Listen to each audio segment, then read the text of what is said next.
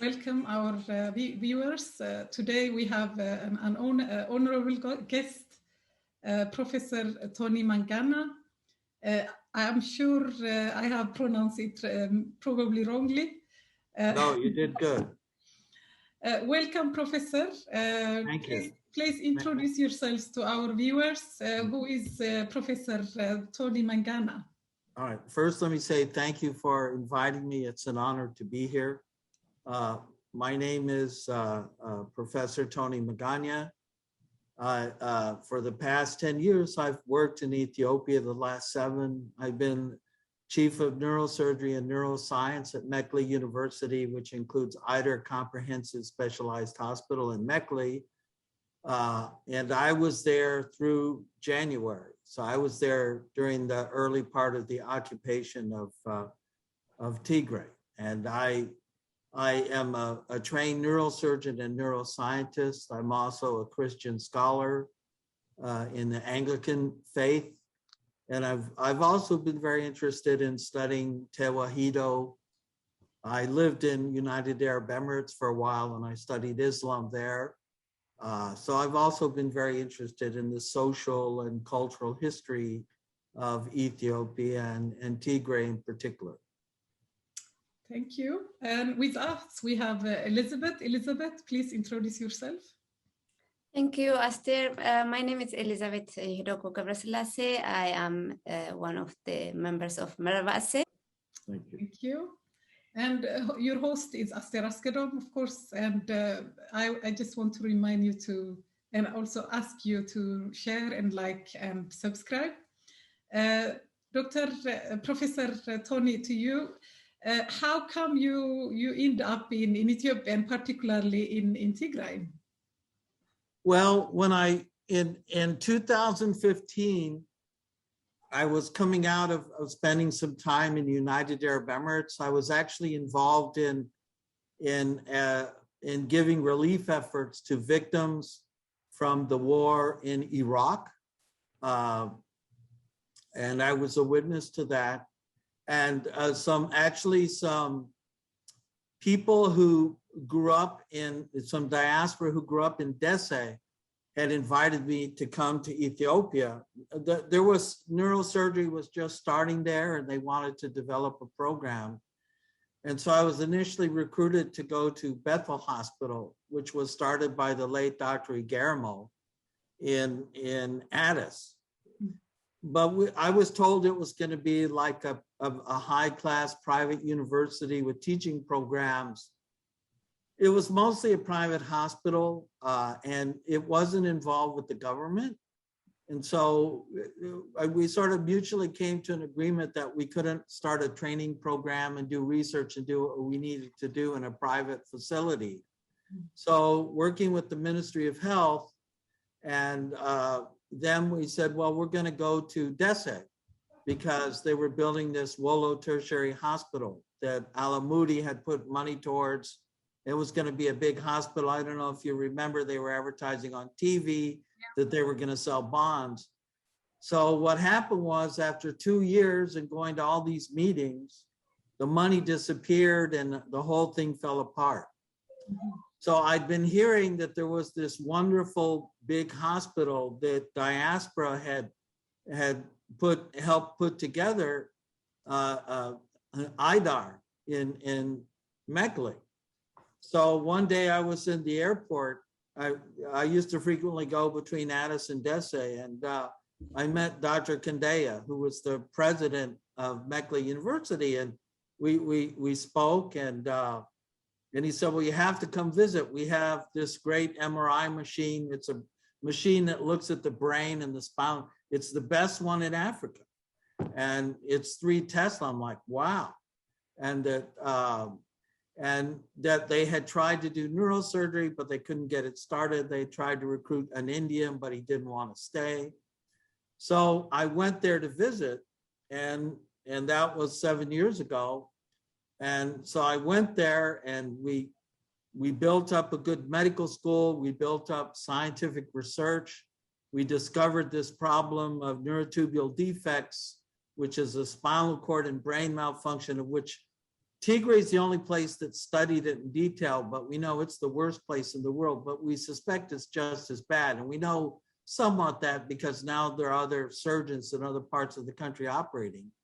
We published groundbreaking research. It was noted by the WHO, and working with the Netherlands Foundation and American Foundation, Reach Another Foundation, we came up with a plan for prevention. Of course, all that was cut back by the war. We did have a big problem convincing the Ethiopian government that it was a real problem. They did not want to hear that Ethiopians weren't eating well and were getting this vitamin deficiency, causing these women to have these deformed babies. We got in a big fight when we brought in a bunch of international experts. And so Ayder Hospital was a referral hospital for more than just Tigray. It was a referral hospital for Amhara, for the Afar region. We took patients even sometimes from Gambela, from Addis. We trained doctors from South Sudan, from Somaliland, from Somalia, from Kenya. So we were the second largest medical center. We were the highest rated in terms of scientific research. So I was training 19 neurosurgeons at the time I left. 3 have graduated. But of course, you know, now I am still in contact with the hospital indirectly. Their satellite phone use has been curtailed lately, so I haven't spoken to them for about 2 weeks. But the situation there is quite dire now. They have no fuel for the generator. There's intermittent electricity. They have basically no medication, no anesthetic, no vaccination. Most of the biggest problem there is babies are dying every day. Because, you know, people in the countryside, there's no transportation. So to walk from, say, Adigrat to Mekelle takes days, you know, and people will come carrying a baby that's on his last breath and it's too late to do anything. And babies are dying by the hour there. The hallways are filled with dying babies. They are the most susceptible. But the other problem is, the other thing which I've written about, there's this thing called the crude death rate, which is how many people normally die per 1,000 per year. So we know it was studied in Ethiopia in the 1950s that 35 people died out of 1,000 every year because there was no healthcare. We know that in Ethiopia at the time that Mekelle was fully functional, 6 per 1,000 was dying. But now we figure that with no healthcare, it's back to 35, which means if we take the population of Tigray to be about 7 million, that equals about 228,000 people to die per year. Women who can't have a C-section, who can't have a blood transfusion, who can't have a medically attended birth, simple infections, appendicitis, no cancer treatment, no diabetes treatment, no treatment for hypertension. So you're back into the Middle Ages, you know, and I have to tell you that Leah Tedeschi, the Minister of Health, who she herself came, she learned medicine. She learned how to be a doctor in Mekelle. And she has told Hayelem Kabeda, who was our scientific director, he's in the US now. Yes. She's told him that she cries, but there's nothing she can do. But she says nothing. The Ministry of Education, who owns the hospital, says nothing. Yeah. You know, so that's why I've become, you know, and I will stop. I was there. I saw the terrible things, the bombardment, the terrible patients, the women that were attacked, the children that were attacked. So I'll stop there and let you ask me questions. It is really saddening to hear because, as you yourself said, Ayder Hospital was one of the progressive hospitals in the country. It started not long ago, but it was progressing very fast, coming equally to the hospitals in Addis, if not more. So to see the distraction that has happened is really, really saddening. And also, as you said, the problem is not only lack of fuel, but also all the animals. You know, before the technology came, people were traveling with horses or donkeys. Even those donkeys are taken away to Eritrea. So maybe Elsa will start ask if you have a question, following question. Yeah, thank you, Aster, and thank you, Professor Tony Magaña. It's quite I felt a mix of feelings. It was really wonderful to hear your experience, that how you ended up in Mekelle and in Tigray in Ethiopia, and you spent the last 10 years of your life there. I hope we get to hear more of your experience about that some other time, but also at the same time, really heartbreaking to hear that you had to experience all the sad things happening and all the hard work being undone in just a matter of months. So you were there when the war broke out, and I think, if I'm not mistaken, you were there maybe up until January. Yes. The war started early November, November, December, and January.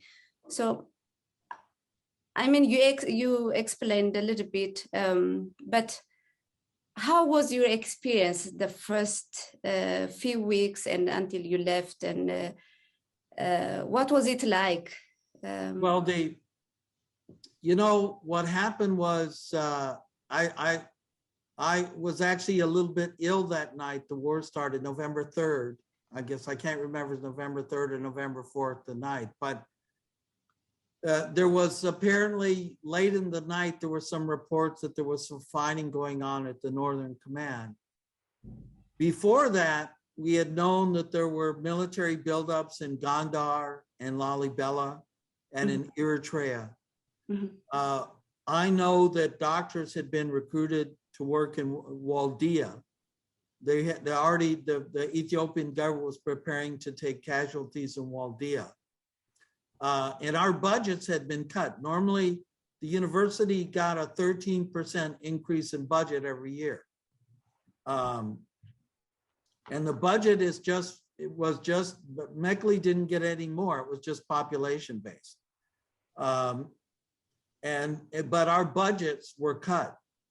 And we were beginning to be cut off. We couldn't get supplies. This was starting months before. So in a sense, the war didn't come as a surprise. Even the local government after the election began to warn the people that something would happen. You know, there were several, I don't know if you know this, but there were several attempts to land military airplanes at Alula Airport. Yeah. Because and they were repelled, even just a week before this happened. So I would say, so the first few days, you know, we had electricity for a few days. Telephone was cut off almost right away. And there just wasn't much news. There was Tigray radio, and then it sort of gradually deteriorated. You know, the overwhelming invasion force was winning, and then they started moving towards, and we lost contact with the world, and probably we started to hear stories. For example, there were doctors in Adwa and Adigrat that walked from Adwa and Adigrat because their hospitals were bombarded. the patients were killed, nurses were raped and killed, and doctors were killed. And they actually walked from Agwa and Adigrat to Mekelle. And we started to hear the terrible stories about what was happening to women and to property. And then the stories got more intense when they got to Wukro. Wukro is about 30 kilometers north of Mekelle. And we heard the stories how they were shooting women and children. We started to see things like there were women bringing babies. They were dead, but their heads were partially cut off. I mean, there was nothing we could do.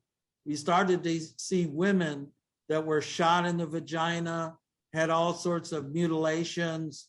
Their arms were mangled. I mean, just horrible, horrible things, you know, that have been well documented. And then finally, then there came this announcement that we knew that they were going to come into Mekelle. We knew that the Tigray Defense Force decided they did not want to risk damaging the city of Mekelle, so they withdrew. So we figured there was going to be an occupation. We didn't know what was going to happen. You know, by that point, we have no electricity, the water's not running, no phone. So as soon as sunup started, this artillery barrage starts. And it's hitting the whole city, about one every 3 or 4 seconds. You know, and around 7 o'clock in the morning, my window gets shattered. Shrapnel comes into my house.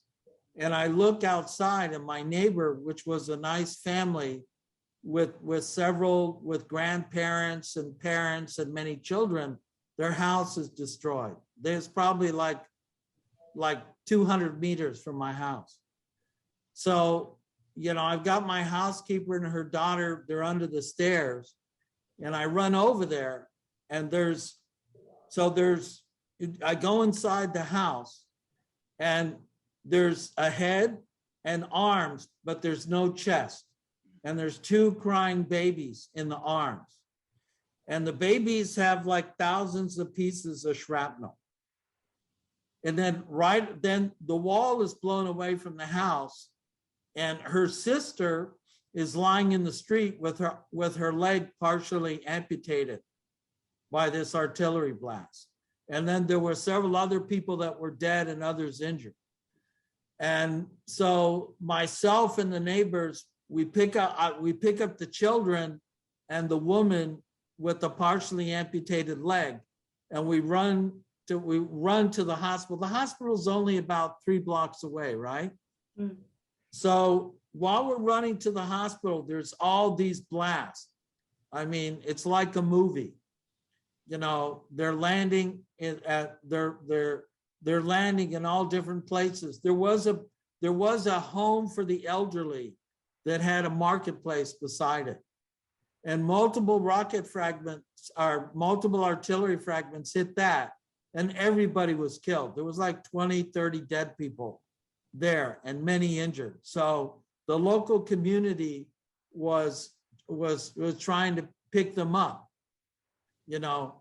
And of course, what happened was, by now, the ambulance, we didn't really have many ambulances. You know, I think we were down to 1, which was run by the Red Cross. So, you know, I get to the hospital, and we were averaging 150 patients per hour. Now, you have to understand something. There's no transportation in Mekelle now. So we're only seeing the tip of the iceberg. And the dead people we couldn't do anything about. So we have all these doctors outside just seeing if anybody's alive. We have to triage. You know, we have to save those that we can. And it's just horrendous. We've done what we call mass casualty. Every once in a while, a bus falls off the cliff, and you get like 50 people at once. But this was 150 an hour. We just lost count. And so that day, the occupying forces which at first was mostly Oromia commandos, shows up. And so they immediately fill the hospital. And they're in every room. And they start taking over, like they say, we want you to write that TPLF damaged these people. That this was not that the Ethiopian and Eritrean army was liberating. Now, let me tell you one thing about the Eritreans. You remember that Eritrea even wrote a letter to CNN saying that they were not in Ethiopia, right? Yeah. We started to see, when we also began to see Eritrean soldiers, Ethiopian soldiers, Somali mercenaries, they all were bringing them to the hospital initially, right? As soon as the occupation happens. The nurse, my Tigray is not very good, but the nurses picked up right away that they're Eritreans because they have a certain accent, as you know. Yeah. Especially if they're from the Highland, even the Highland or the Lowland accent. They don't speak Amharic, because what would happen is the nurses, assuming they were part of because a lot of them were wearing ENDF uniforms, they'd speak Amharic to them and they didn't understand. And they would deny that they were Eritrean, which was ridiculous. But here's an interesting thing. So for this period of time, you have you have civilians, you have women shot in the back, running away from combat, carrying their babies, and suffering terrible bombardments and mutilations. You have ENDF and Eritrean who are patients, and you have TPLF. And let me tell you what the Tigray mothers did. So the hospital is overwhelmed. The hospital doesn't have food for everybody. So these Tigray mothers come in, they give food to everybody. They give blankets to everybody. You know what they say? They say to the soldiers, I hope your mother will see you again. I don't know what happened to my son, but I hope your mother will see you again. But at this time, so what starts to happen is the occupying forces start to take the TPLF soldiers away. They just come and take them. Whatever happened to them, we don't know. They did temporarily open a military hospital that had been built. And then they also opened up the stadium the stadium was mostly for Eritrean and Somali mercenaries because they didn't want anybody to see them.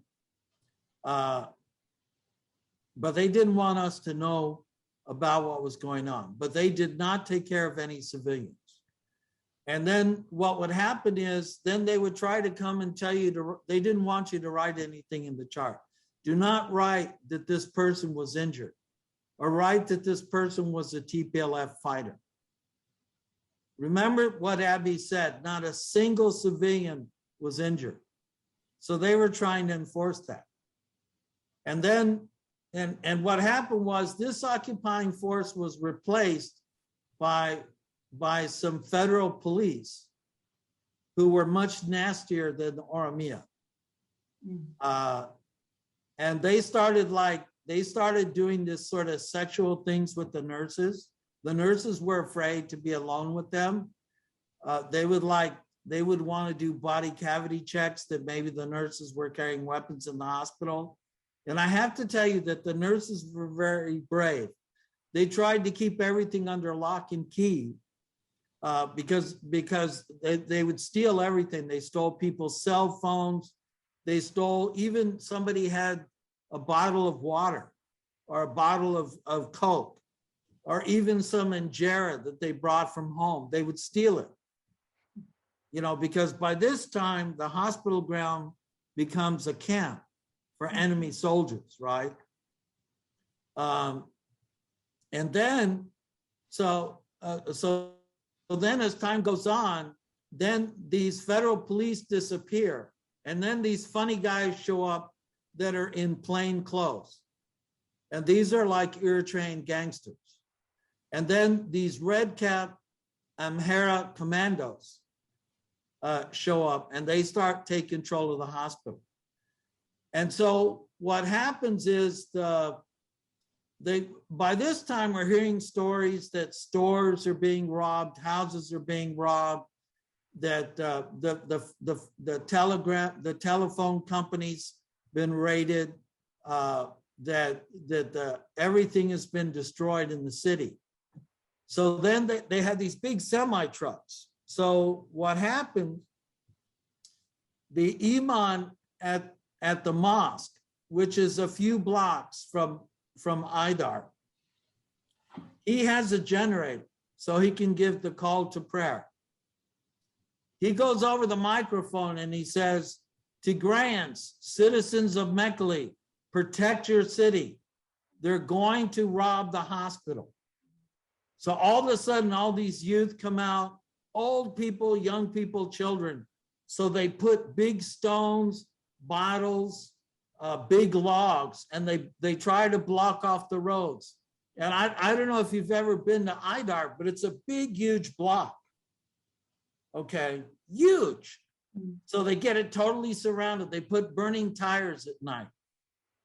And then these young men who are unarmed want to protect it. They're at this point, they're starting to pick up young women, and nobody ever sees them again.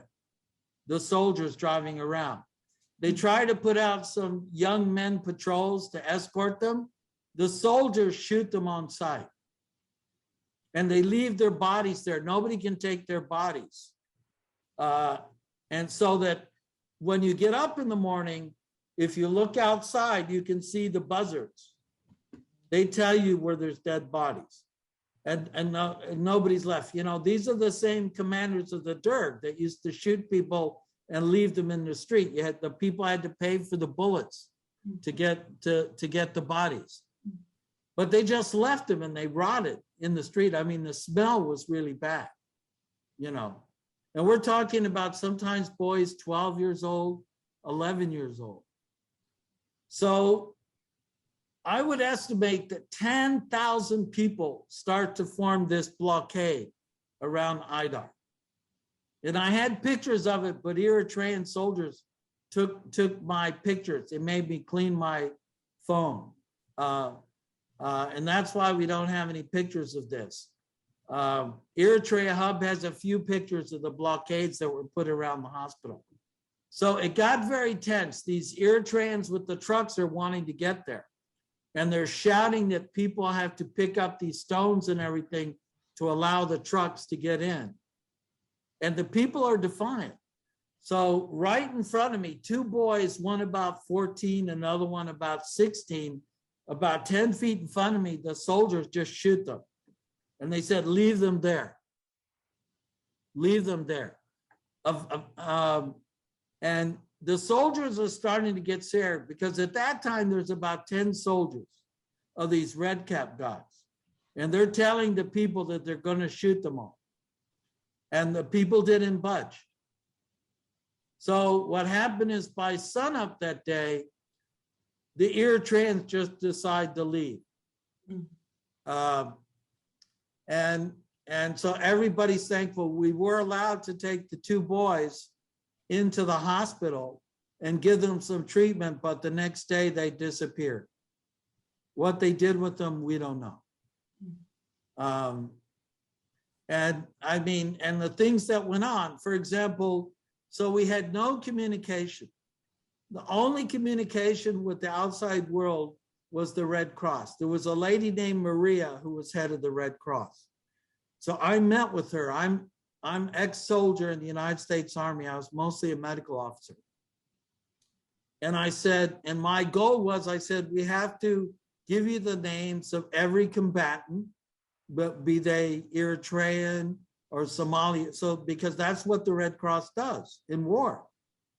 And so we met and I was giving her names. And then I got literally, they wanted to beat me up, these commandos, because they said, you're not supposed to talk to an NGO.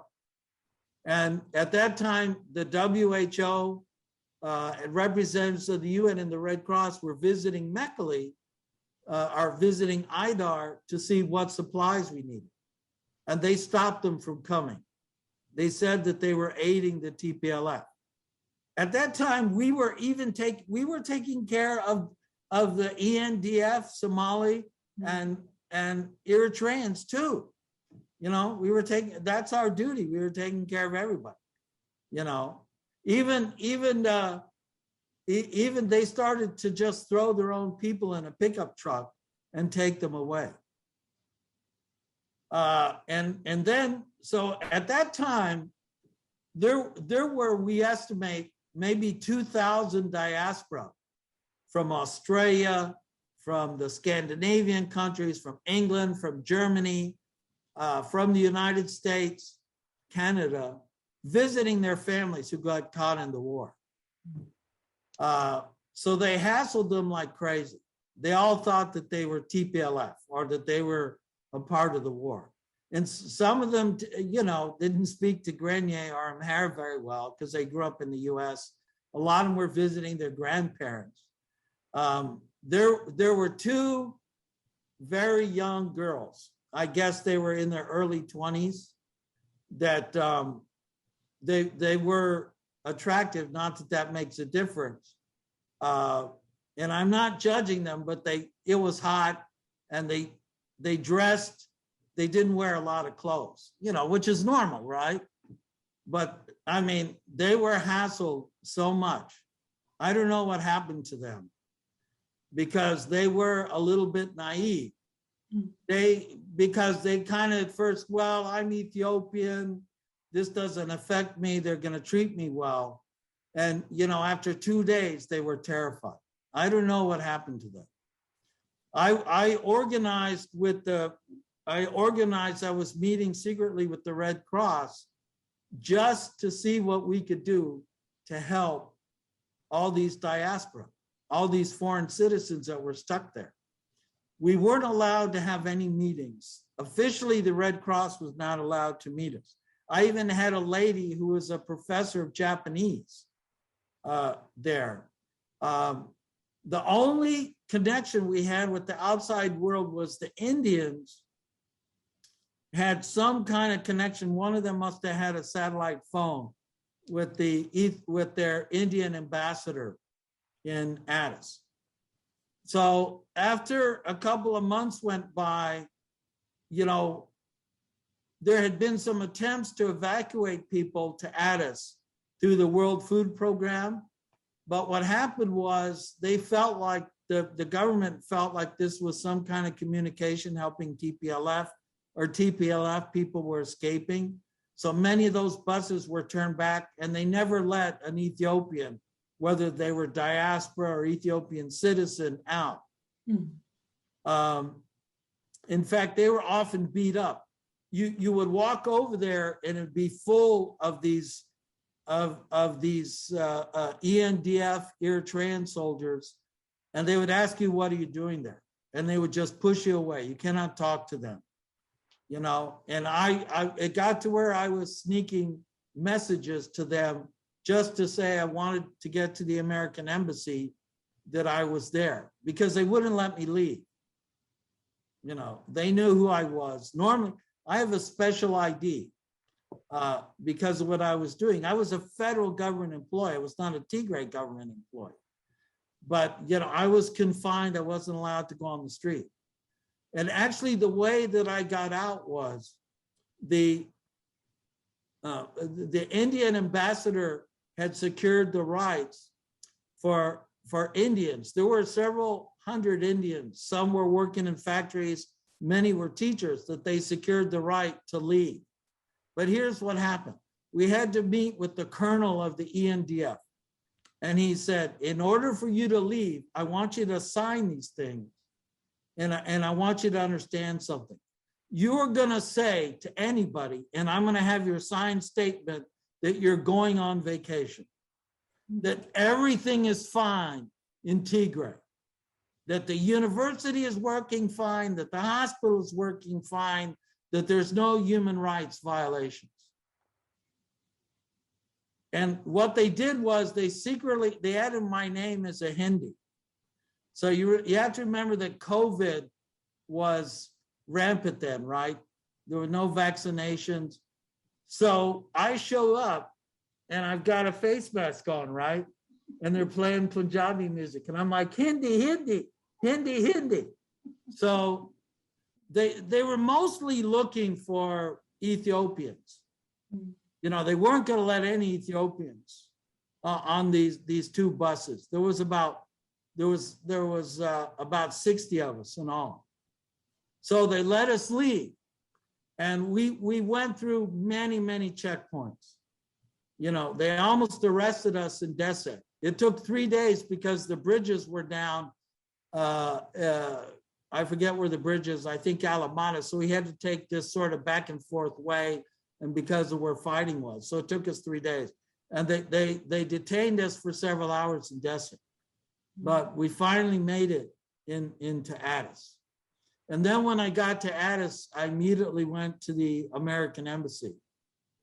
You know, I gave a lengthy report, as did others. I have subsequently, now I can say it, I've testified before the United Nations Human Rights Commission and the African Union and others, which I can't talk about. But so that's the situation. I mean, and in terms of the food situation, I mean, you know, we had no money. I had like 25 birr in my pocket.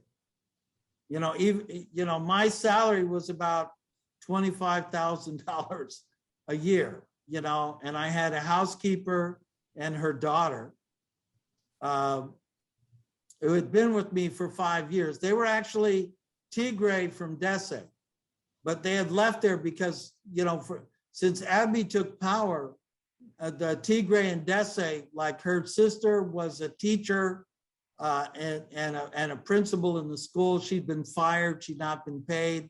Their family had lost their house. So she felt safer. In fact, amazingly, we eventually got her out to Addis, but she felt so endangered in Addis that she actually went back to Mekelle. And I can tell you, one of the amazing thing was, so I had 25 birds. The community, of course, knew who I was. They would bring me some food. They would give me a little money, you know. I mean, and normally I had much more than these people, but I had only 25 birr, and they were so generous. I spent my youth in Mexico, and I knew how to catch birds on the roof. You could catch birds to eat pigeons, you know, but I had a hard time because if you're Orthodox, you know, you can only eat the domestic animals. You follow the Jewish kosher diet. Yeah. And so I wanted to catch birds, and they were like, no, we can't eat it. You know, we can't. And you know, what happened was one nice lady in the neighborhood was growing chickens. So we would collect seeds and bugs to feed the chickens. So she gave chickens to the neighborhood. The problem was it was fasting. So, you know, we tried to get a little garden. We used our human excrement to make the garden grow. It was a big community effort. You know, we boiled and strained water. Firewood becomes very important because you got to boil the water, right? So it was tough, but I mean, the community really came together, you know. And one of the hardest things at night was you'd hear these bomb blasts, and you'd have these airstrikes, and you didn't know what was going on. And you'd want to go to the roof, because my house was a 2-story house, and see what was going on, but you'd be scared that a sniper would shoot you, you know. And every time these soldiers came down the street, you know, you'd be scared they're going to break down the house. My housekeeper's daughter was 12 years old, just beginning to develop, you know, and I just like, you know, I was afraid to let her outside.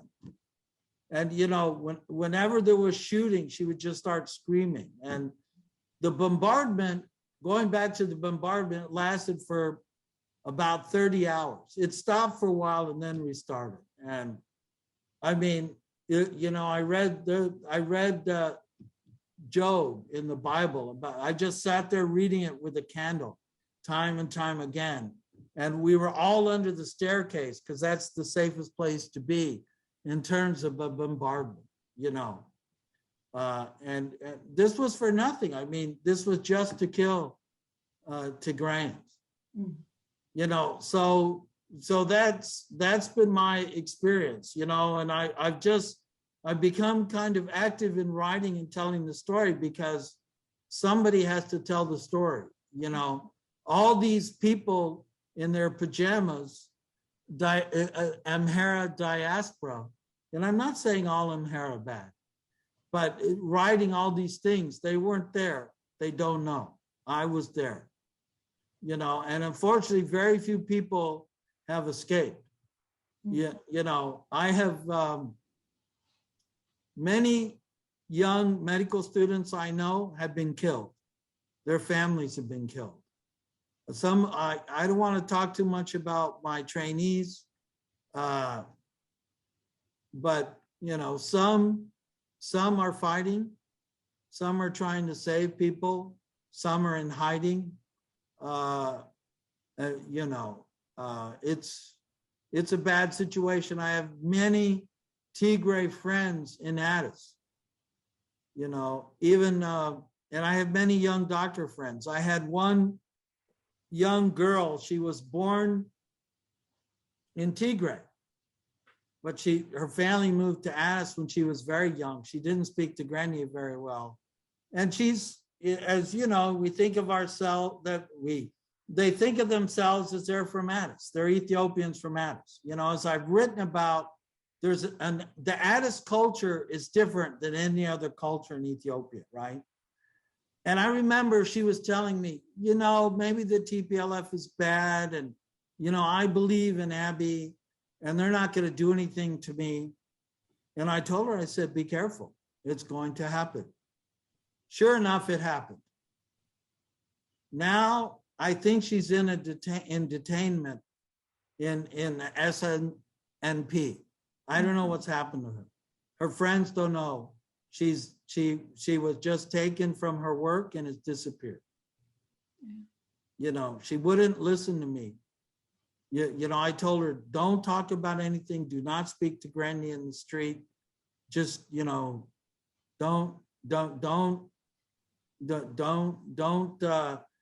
become involved. Don't become in any conversations. Don't go in any store, and she didn't listen. So I pray that God saves her. Yeah.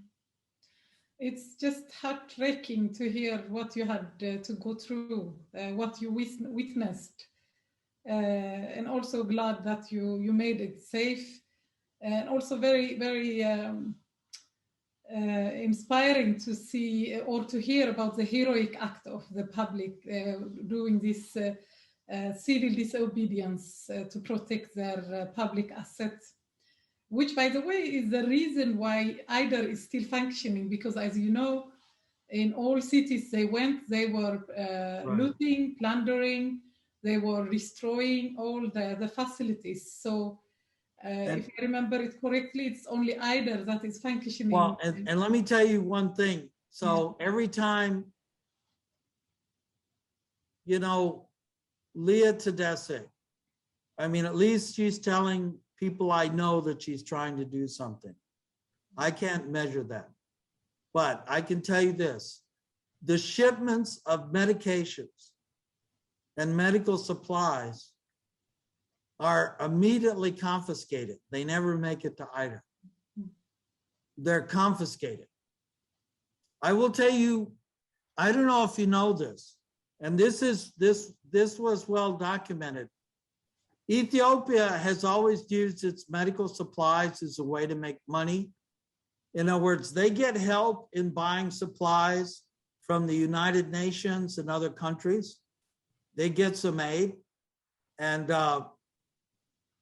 my good friend, the former dean of of Mekelle, who's now the head of the procurement process in Ethiopia. This thing started before he went there. But what Ethiopia has always done, it's always sold a portion of its medical supplies that it gets at a discount price to other countries for hard currency. And I suspect that that is what is happening to the supplies that are going to Tigray. I mean, I can't prove it, but we know that Ethiopia has a history of doing that as a way of getting hard currency, that they sell Ethiopian people's health to get hard cash. Yeah, right now they are desperate, so it is possible. Yeah. But also to take you back to you, I noticed you were calling the Eritrean and the Somalian soldiers as mercenary soldiers. Do you think they were paid as a Lego soldiers, or why do you think they Well, here's what we know. And this is we know, this is another reason how we know the war was pre-planned by Abiy. Mm. We know that Abiy paid $500 million US dollars in cash to Isaias before the war ever started. Mm. That was a prepayment. We know, and we know why. We know that Isaias is in trouble with these mines, that the Arabs financed the building of these mines, and Isaias had to give so much money to the Canadians and the Chinese for these mines that he has, that he's in big financial trouble. We know that after the war started, when the Tigray started to resurge, that Abiy paid another $500 million. So that's a total of $1 billion. We know that there was a third transfer. Ethiopia has gold reserves. We know that high-ranking officials went to Dubai to take gold. That was property of the Ethiopian people, of the Ethiopian government, to pay Isaias in Dubai. Mm. So by Abiy's own admission, he has spent more than $2.5 billion in the past year to buy weapons and pay Isaias. The normal budget of Ethiopia is only $2 billion. So now Ethiopia is broke. He got 486 million emergency loan to last the rest of the year. He took 51 million of that to pay the Turks. Now he's also made other payments to North Korea and Iran, who he's not supposed to be making deals with, because they're sanctioned countries. So for what is that? For North? So is he buying things from North Korea too? Yes. Probably small weapons, we're not sure, but he has done deals with them. One of the things that I complained to the United Nations about is the type of artillery shell that the Eritreans use when they hit Ethiopia. They're outlawed. They're anti-personnel weapons. It's a form of a cluster weapon. And also there's now good evidence that they use white phosphorus. Yes. White phosphorus has been outlawed since the Vietnam War. Mm. And they also have those. Now, the people that sell those are like North Korea and Iran. Mm. And by law, by international law, Ethiopia is not supposed to have them. So maybe it came from Eritrea then, if it was not in Ethiopia. Well, we don't know. I mean, Eritrea doesn't tell us. Mm. But several investigators have found this, and the evidence for the use of white phosphorus, it makes a particular burn that you can recognize, and that's been recognized.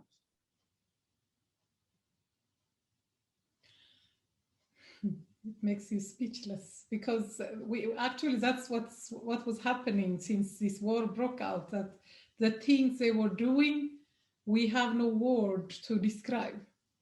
So we are always saying we need a new vocabulary to describe what these people are doing, because everything that is, I mean, if you look at the recent genocide in Rwanda or Darfur, not half of what they did in Tigray is done there. So, and we don't know. I mean, nobody's gotten into Western Tigray. I mean, it could be hundreds of thousands or more that are dead. Yeah. You know, like I said, I mean, I was talking with somebody that's trying to bring something up with the International Court, and they were telling me, well, we need to have medical records and names. And I said, you know, what the Ethiopian government is doing, you know, in almost every hospital, they've destroyed medical records. And I told you what they were doing at Ayder. You know, they were right there. You couldn't write anything down. The soldiers were there with guns in every room, intimidating the doctors. So it's going to be very hard, you know. Even, you know, I wrote a thing, I'm very interested in religion. And, you know, the Ethiopian Orthodox Church has some common folk beliefs in the countryside about, for example, bodies. You know, they believe the body is a temple and it should not be desecrated. They believe the body should be buried in 24 hours so that the natural corruption takes place and the body should be whole. This is why whenever we had like an old man with diabetes, we had to do an amputation in his leg, he wouldn't let us do it because he's afraid that God will bring him back without a leg. You know, and that's because if you know the story of the doubting Thomas, Jesus appears to Thomas when he's resurrected, and he shows Thomas the wound that he had where the Romans had stabbed him in the side. So the Ethiopian Orthodox take that very literally. So, and these ideas about having bodies eaten by hyenas are burning bodies. These are not new ideas. These have been present in Eastern Africa for a long time. And one of the things that people don't understand is that this is psychological warfare.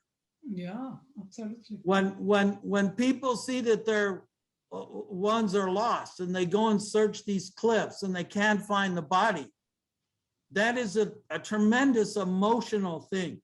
Yeah. That they can't put the body in holy ground. Even there's one very good incident where we have an interview in Hausen, and Hausen was one of the worst places where things happen, where the farmers captured an ENDF Amhara soldier, and the soldier thought that they were going to kill him. So they said, I know you're going to kill me. Please kill me in front of the church so they can bury me so I don't be fed to the hyenas.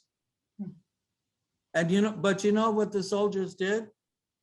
They took him, and this soldier they had tanks, they machine gun people.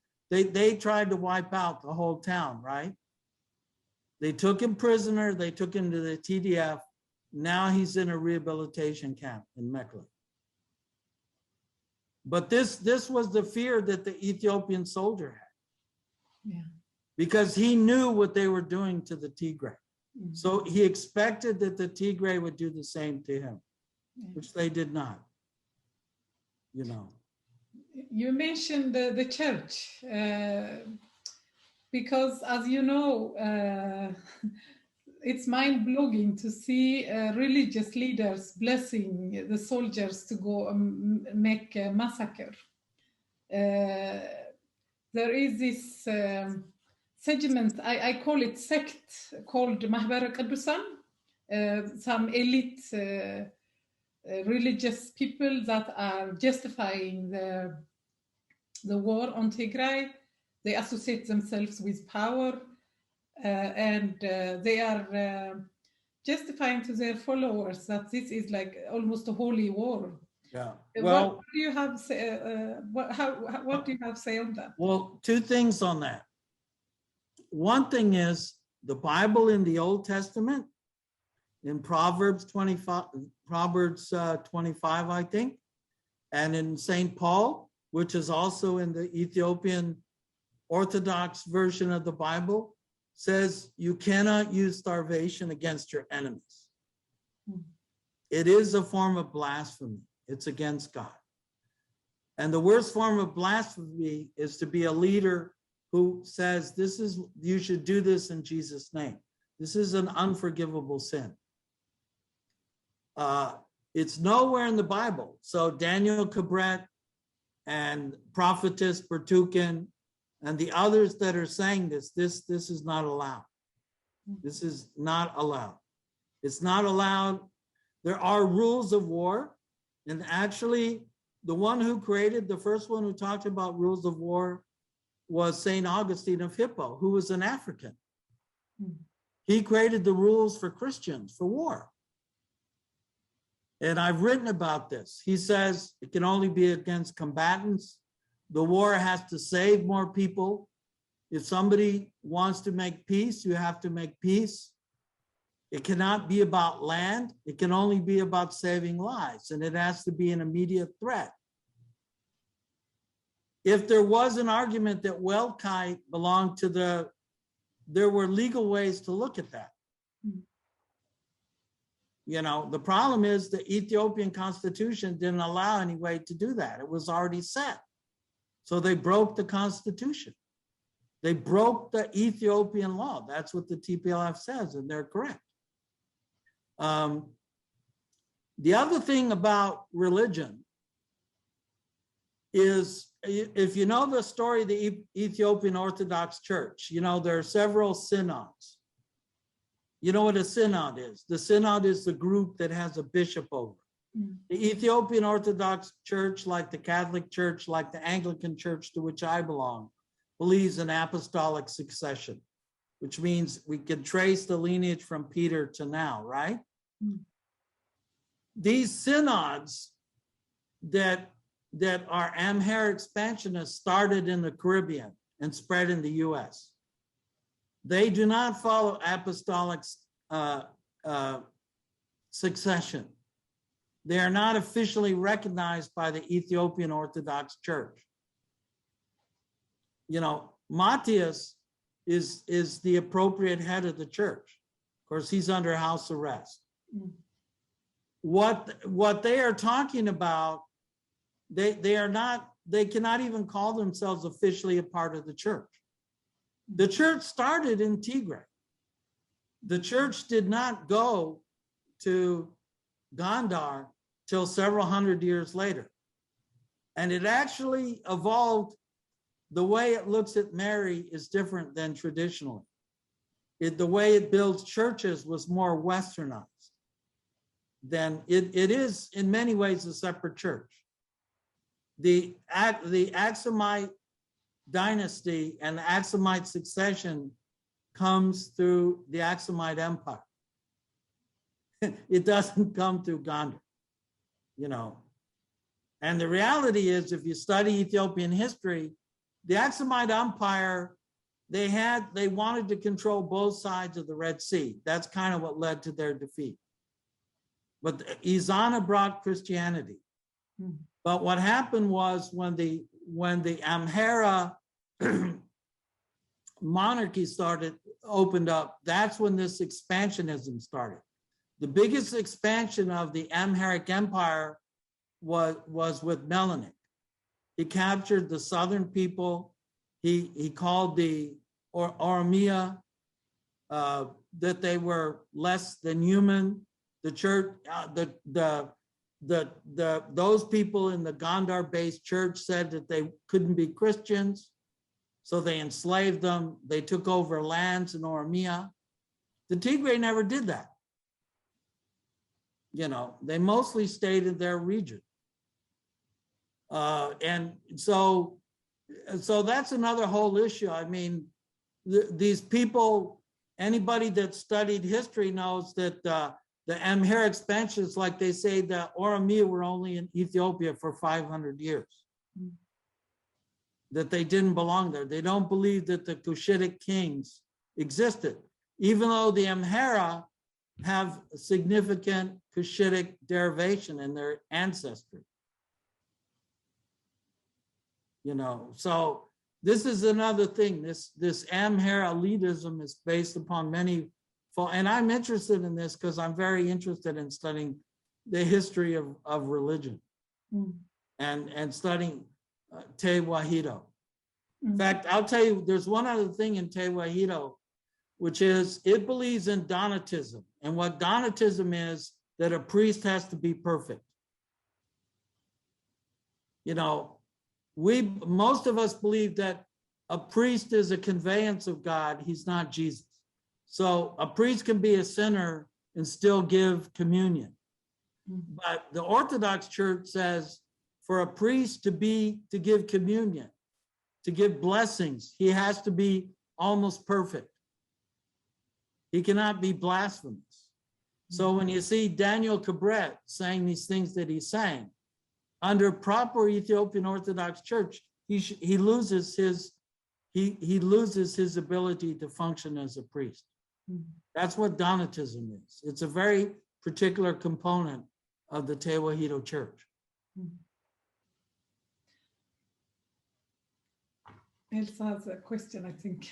Yeah, thank you. It's quite interesting to hear your perspective on religion and the history, the political, cultural, and religious history of Ethiopia is quite complex and it's endless.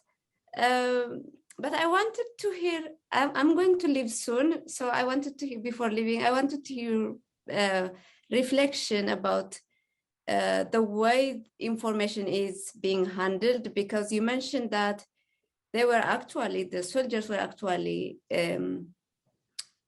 forcing you guys at the hospital to write things that they wanted to be said. And we know that the war has been like going in complete darkness, and everything is shut out, and the region is completely sealed off from the world, and they managed to do that for almost a year now.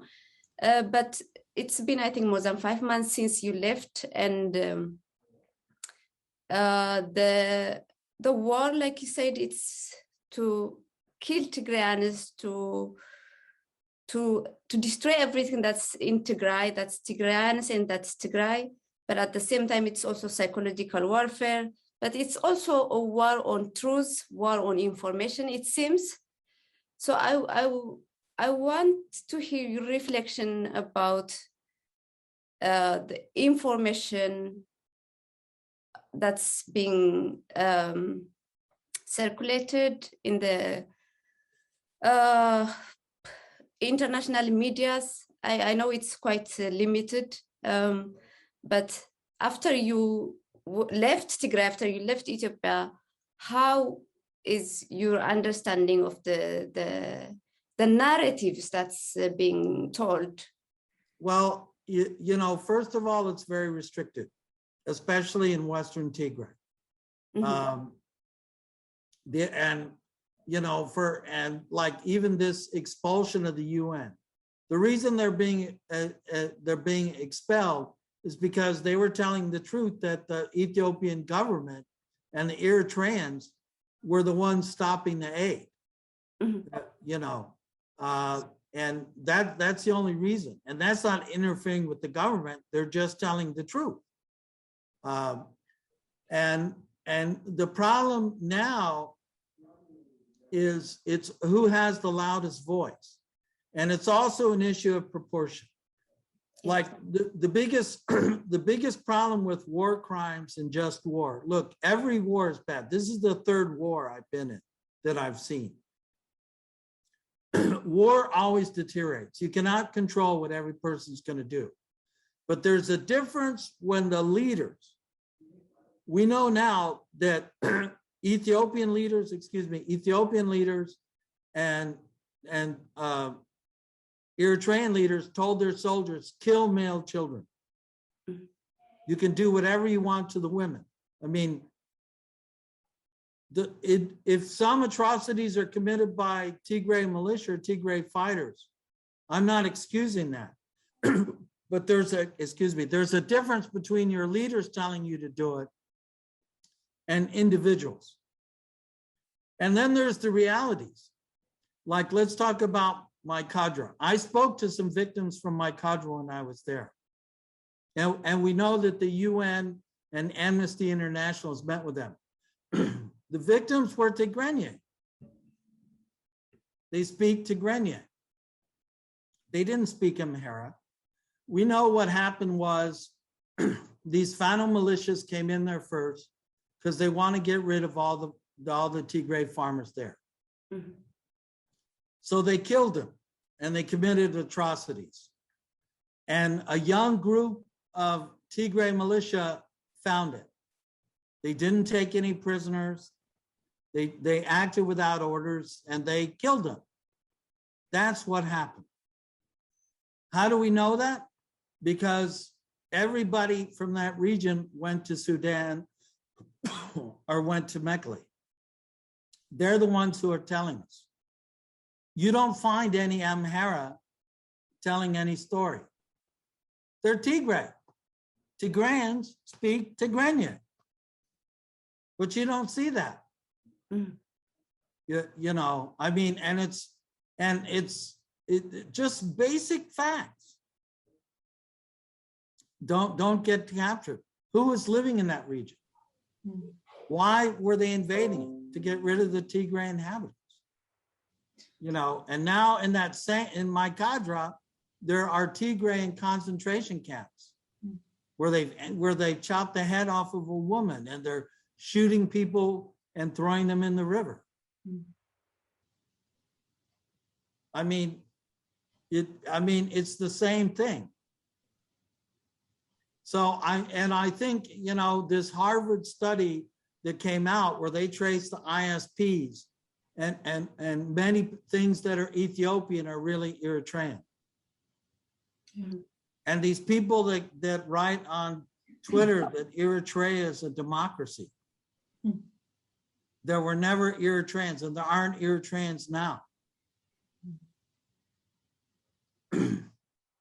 So, you know, fact finding is difficult in the social media world. Yeah. Who's telling the truth? The way to know is to let the media in, to let people investigate, to be open, you know, and because the truth will come out eventually. Yeah. And I'm sure it's going to be much worse. Mm. Are there some Tigray fighters that did some things they shouldn't have? Probably. But the actions of a few who are not following orders is different than when the head of the state tells you, do whatever you want. Yeah. Actually, I am thinking it's more drama because speaking of pre-preparation, you mentioned, for instance, that they were preparing for war in Waldia, and the police commissioner of the Amhara region told himself that they were collaborating in preparation to attack the guy. So what I remember before the war, you know, social media nowadays bring you a lot of information. At that time, I didn't see the importance of it, so I didn't save it. Right.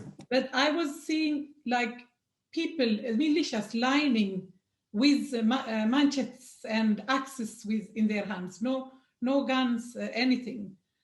And I was thinking, are they going to use it to make a road? I was so naive. I was thinking there must be a forest that they are going to go through. So they are going to use it because it's totally unusual to see manchettes in Tigray or Amhara. I didn't see before that anyway. It's more usual in Oromia or southern part of Ethiopia. So I never imagined they will use it on people. Also, what I noticed after when they were crying about the massacre in Magana, what was unusual about it was the supposed killed people were lying on bed. There was like prepared beds, many beds, and these people were covered with leaves on the bed, which is very strange because you don't see blood, you don't see wind, you don't see any chaotic situation. You only see well-organized beds and people lying on it, and they are covered with leaves. Well, and I thought this was very strange because at least we should have seen one wounded people. Where did the beds come from? I mean, normally in that kind of chaotic situation, you bring dead bodies, you put them on the floor and everything like that. But we didn't see that. So we already knew it was just drama. So of course, the first victim of war, as always, is the truth. And the social media is not helping either. I think Elsa is trying to go. Maybe we should leave you. It was really nice meeting you, Professor Tony Magaña. Nice meeting you. I hope we talk again. Yes, I hope so too. Anyway, to go back to your, you mentioned about the religion element. How usual is it? Like, because my expectation before this war was like the religious leaders are supposed to be like the peacemakers, saying that war is not good for us. So they kind of use as a middling between the fighting parties. But instead, we see like supporting. They are even using that it is the war is against your church. So go out and support. So they are mobilizing the youth in the name of religion. And what is also special is it's not only the Orthodox Church, but also the Pentecostal, the Pente Church, the Catholic Church, but also even the Muslim. No. No, the Catholic Church is, I know the Bishop of Ayder. He's my good friend. As you may know, the IRO are 90% Catholic, and they have really been victimized. In fact, one of the things that happened during the bombardment was they hit the Catholic Charities office and then came and took all their equipment. The bishop was detained in Ayder because, and the Holy Roman Catholic Church has spoken out against the persecution of the IRO. And we don't know what's happened with the IRO because they are still under Eritrean adoption or domination. So the Catholic Church, not. I mean, you know, it's very sad. I mean, even the church that Abiy Ahmed claims to belong to, Wolo Mongo, they have tried over the years to send numerous missionaries to Eritrea. Those missionaries have been killed. They've been tortured. This is all, you can find, this is all well documented by impartial humanitarian agencies. Actually, I had a guest last week who has been in prison in Eritrea for being a believer. So she was tortured, and they left her to die, but she recovered and now lives in Denmark. A few years ago, Eritrea closed all the Catholic hospitals and schools, and they literally just threw the patients on the street. You know, so it's very bizarre that a Christian would go to the devil. And I think the biggest problem is this prophetess, they call her Bertuket. When we have a recording of the prime minister talking to her, and she's saying, basically, you can do any evil. God is approving you to do any evil. God never says you can commit sin. to do good. The theory behind a just war is that the originator of the sin is the one who starts the war. And without a doubt, as many people have now documented, the war was in fact started by Ethiopia, it's a defensive action by Tigray. So the sin lies with Ethiopia.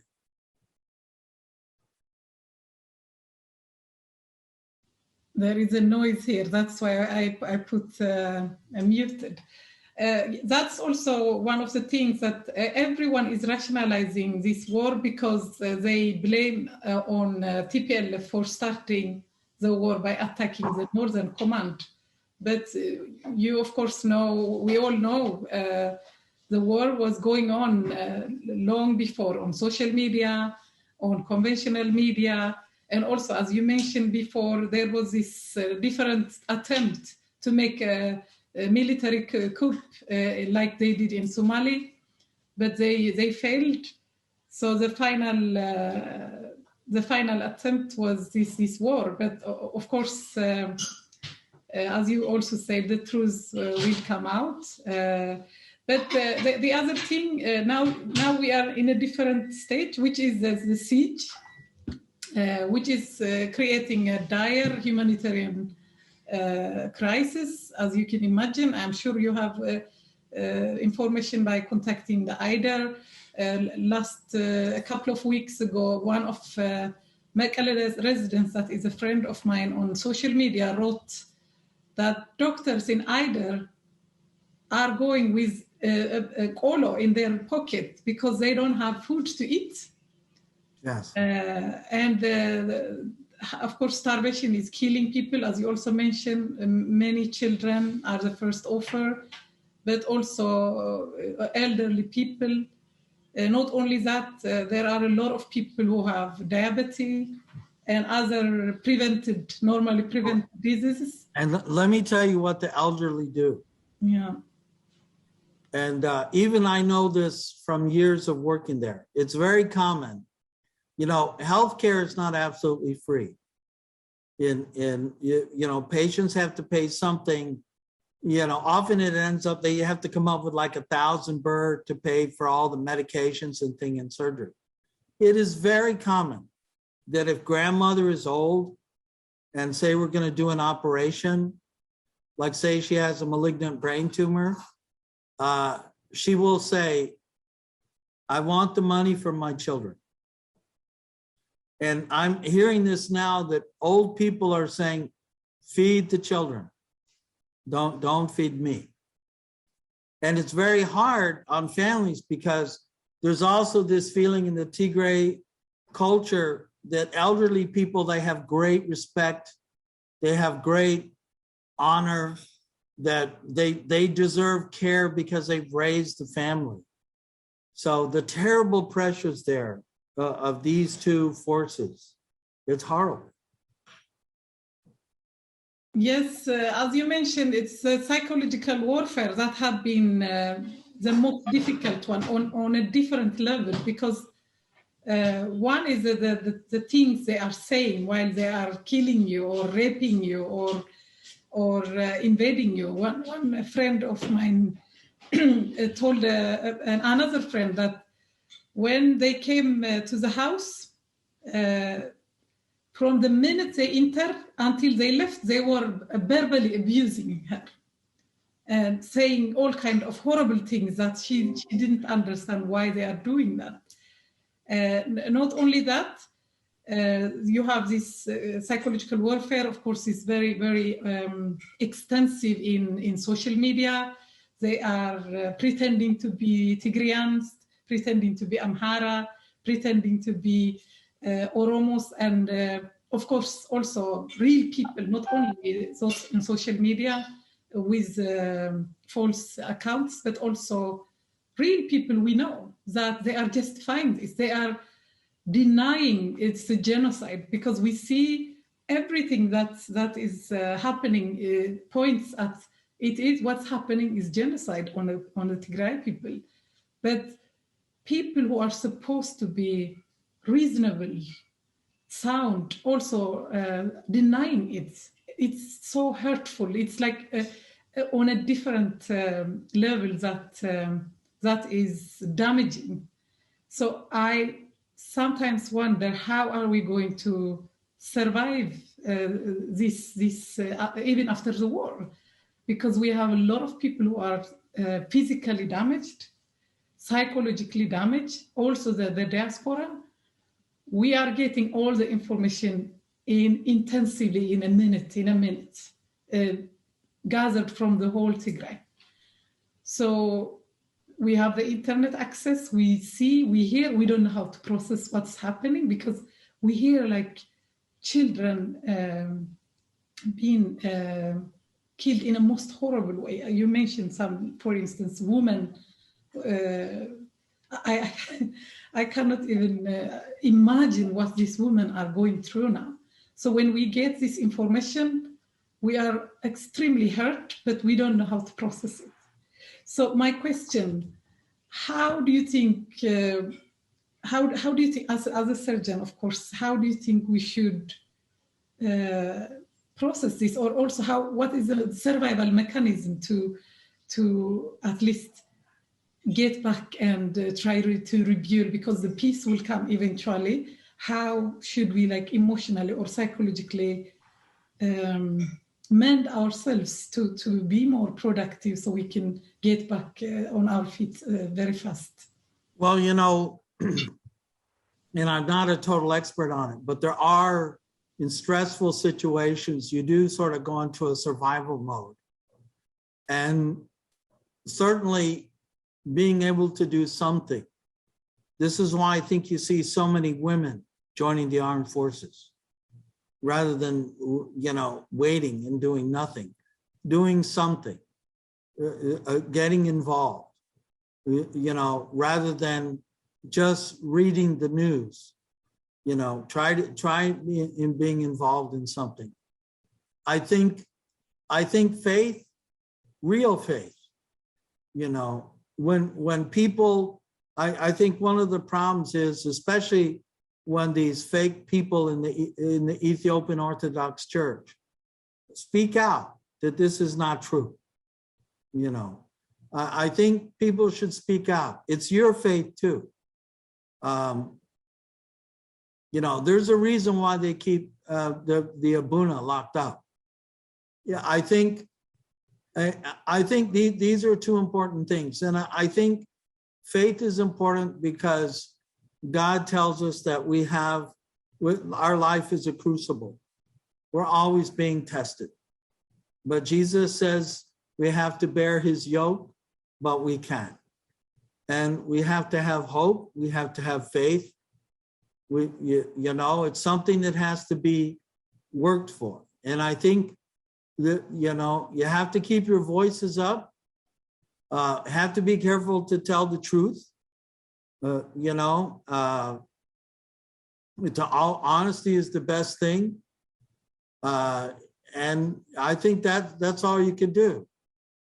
These things take time, you know, not to make a prediction, but the CIA uses this RAND corporation to look at all sorts of things, and they write a lot about what are called insurrections.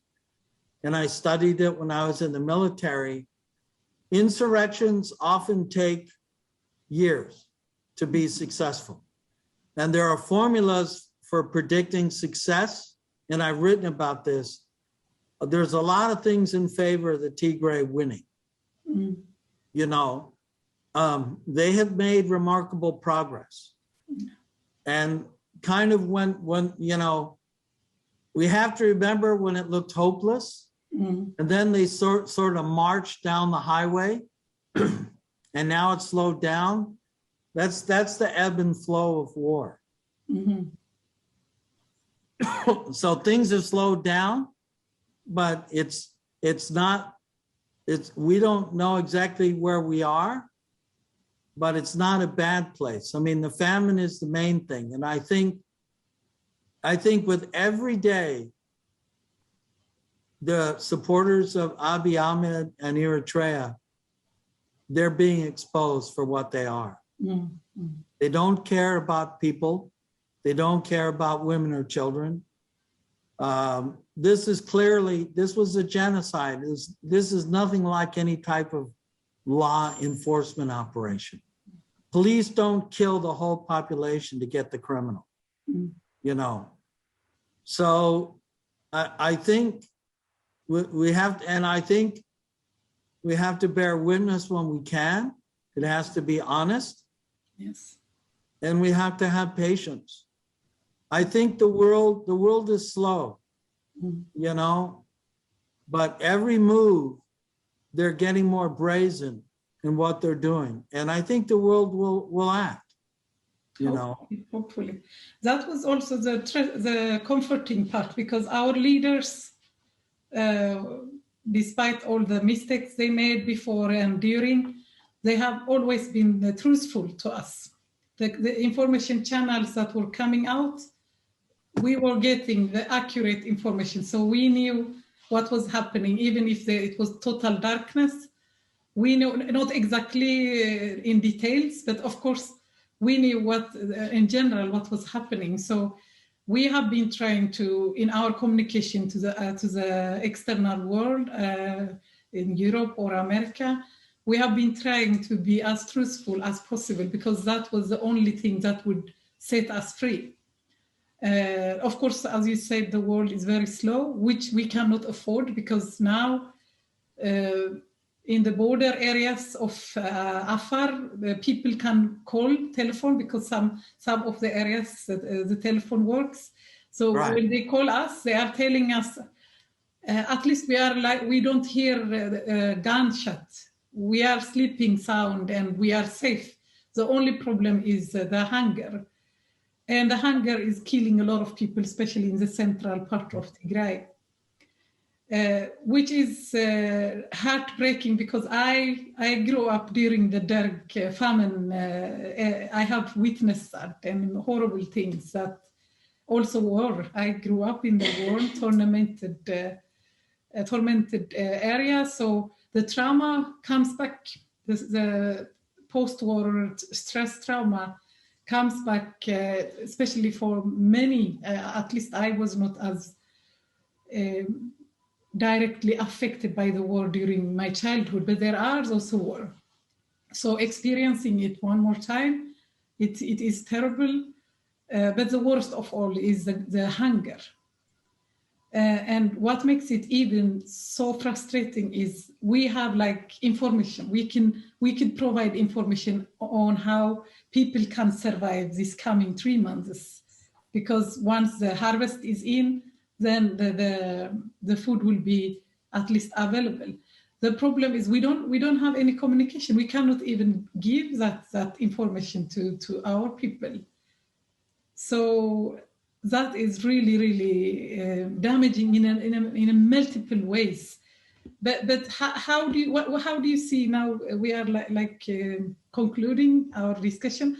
But how do you see is the end of this? Well, I mean, there's two issues. One is, again, you know, the United Nations has failed, and one of the problems is the UN equates sovereignty, even of a despotic, genocidal government, with self-determination and human rights. They're equal, and that has to be changed. You know, the sovereignty of Ethiopia is not as important as the people. You know, and I think my biggest fear is that this war could go on for a long time. I think that Ethiopia is very blessed. I know Debretsion, I know Getachew Reda, I know some of them. I know them fairly well. They don't talk to me about political stuff, but I mean, I used to see them every week, part because they were involved in the university. And I think that they're blessed that they have very good leaders. And I think the population is very tough and they believe in their leadership. This false information that there's disagreements. Everybody knows that the Tigray will have discussions when they make decisions, but they stick by their decisions. Anybody who's seeing this should read the book by Daniel Young, The Peasant Revolution, and then they will better understand the TPLF. It talks about how they fought the dirt. So I think, you know, they're better now than they were, but the main thing now is the famine. The world must act, and there just has to be continued pressure because the famine is undeniable.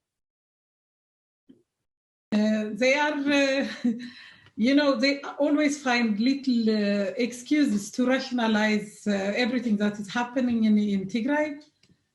For instance, they are still denying the famine. Famine is taking place because in one TV report, in Tigray TV, they were showing in the news where some area, I think it was in Temben, that the locals gather their food and send to the TDF. So they were exaggerating it by saying that, yeah, you see, they don't have famine. If there is a famine, they would not have. They couldn't afford to send food to the soldiers. But as you yourself mentioned, people are willing to share the little they have. They were sharing with each other, but even because before the war, if I remember correctly, about 70,000 Amharas were living in Tigray, and also other non-Tigrayan citizens. So they survive because the people are generous enough to share what they have. And all the students, yeah, all the university, the people took care of them. They shared what they had. I told you, even me, they would bring me a little food. You know, I shared what I had. They are a very strong committee, and yes, they will help the fighters because the fighters are fighting for them. If the fighters can't be successful, they see it will be the end of their people. Of course they're going to support them. I mean, and this is the strangest thing of all, that the problem the Amhara have is they pick the lowly shoe boy, they pick the lowest person to fight for them. They don't have doctors and lawyers and teachers and mothers because they don't believe in what they're fighting for. It's just committing a crime. So they'll pick the criminals to fight for them. The Tigray are fighting for their life. They're fighting for justice. So it's a very different situation. So that's why they can't imagine, why would the Amhara, even now, Gondar is like the Wild West. We have Gondar, everybody's killing everybody. The Eritreans, the Amharas are fighting. It's a total disaster. So it's two different cultures. Yes, that was also the most surprising part, because we lived together for centuries and centuries, and we thought there was no difference in mindset, in religion. The only difference is language. But it turns out we are totally different people, even with the Eritreans. These 80 years of colonization and what followed after must have changed a lot of things, because I don't know, I have asked myself so many times, am I capable of doing those things these people are doing? Is it possible?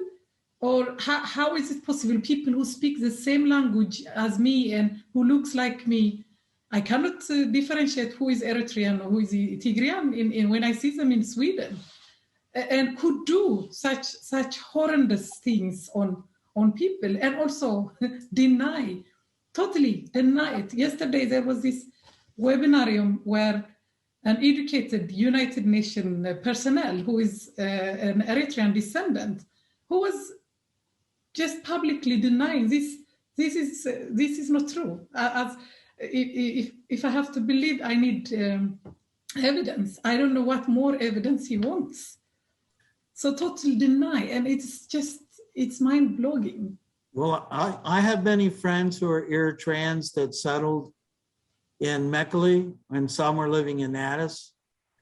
And it's always amazing to me how you can live in a Western democracy and suffer some financial success and want to support Isaias, who's clearly one of the most evil people in the world. Yeah. I mean, I don't, it's beyond me to understand that. Yeah. Yeah, it is beyond for all of us. Professor, it was a very, very pleasure to talk to you, and honored also that you came and share your experience with us. I hope it was. I would love to discuss other positive experiences you had in Tigray, and especially the progress you guys made in Ayder. Hopefully, it will be some other time. But before we finish, if there is something else you want to say, just give you 1 minute. No, I just think people keep your hope up, keep your prayers and your hope up. God will deliver. He doesn't always tell us how, but eventually he will deliver. Yes. Well, thank you. It's been a great honor and a privilege. And if ever I can be of help, let me know. Thank you so much. Thank you so much. I will definitely get back and we will discuss about how we will rebuild the Tigray again. And if you would send me the link where you post this. Absolutely, absolutely. I will. Thank you so much. God bless you. God bless your work. God bless you. Salam. Bye. Salam, salam.